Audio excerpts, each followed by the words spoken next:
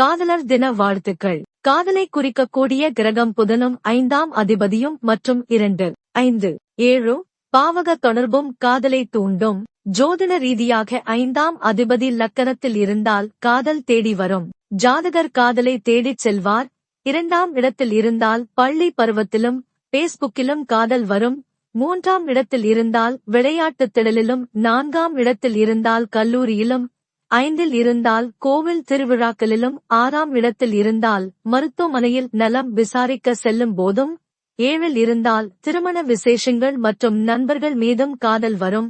8இல் இருந்தால் விபத்திலும் சண்டை சச்சரவுகளிலும் 9இல் இருந்தால் யாத்திரை செல்லும் பொழுதும் உயர்கல்வி கற்கும் போதும் 10இல் இருந்தால் தொழில் செய்யும் இடத்தில் அல்லது வேலைக்குச் செல்லும் இடத்தில் காதல் வரும்.